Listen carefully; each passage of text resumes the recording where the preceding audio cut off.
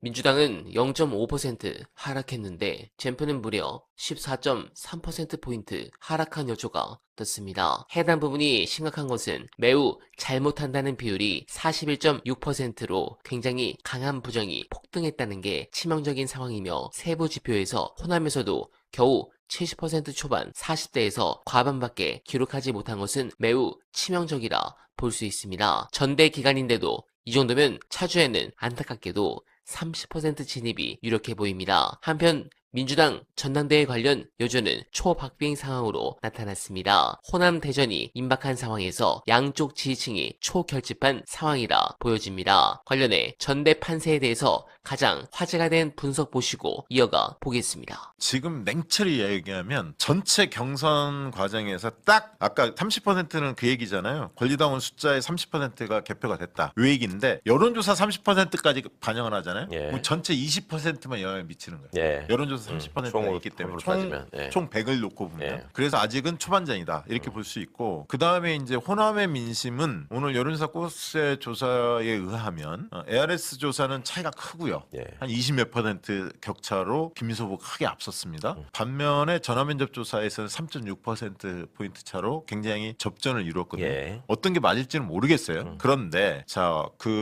이런 얘기가 있죠. 밑에서는 바닥 민심은 정청래가 탄탄한 것 같은데 위의 공기는 김민수 후보가 상당히 세다. 예. 그래서 어떤 여론이 더 누가 투표를 많이 하냐 이 싸움 아니냐 이렇게 전망하는 분도 계시는데 중요한 것은 호남의 표심이 밴드웨건으로 서울 경기에 영향을 미치지 못합니다. 거의 경선에 동시에 하루 차이에 됐습니다. 투표가 이루어지고 결과는 투표가 서울 경기가 다 끝난 다음에 호남이 개표가 돼요. 토요일 날. 그러니까 각각의 투표하는 거예요. 쉽게 얘기하면 서울 경기하고.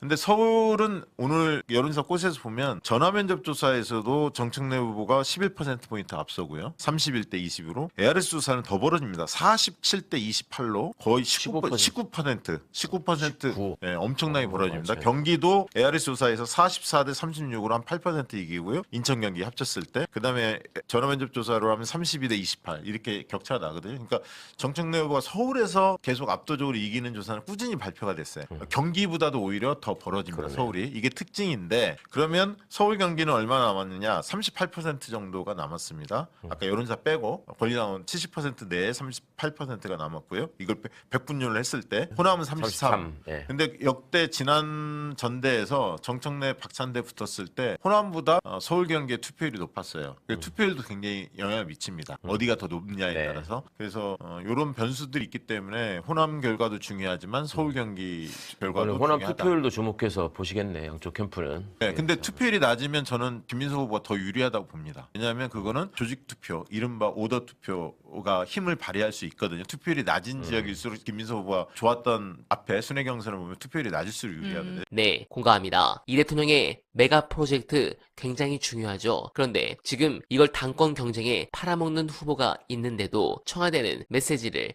내지 않습니다. 더 이상 나를 팔지 말아라. 전당대회에서 이런 메시지가 없습니다. 지금이라도 대통령 이름 팔고 메가 프로젝트 자신이 아니면 안 된다고 하는 후보에게 엄중 경고해야 된다고 봅니다. 이러지 않으면 아무도 대통령의 정책을 신뢰하지 않게 됩니다. 그런데 할 수 있을까요? 저는 못한다고 봅니다. 지지율 회복도 쉽지 않을 겁니다. 굉장히 큰 위기인데 이걸 어떻게 극복할 수 있을지 수가 보이지 않습니다. 여러분들은 해당 위기 어떤 식으로 극복하는 게 좋아 보이십니까? 소중한 의견 댓글로 많이 부탁드리며 원활바는 오늘도 최선을 다하겠습니다. 여러분 고맙습니다.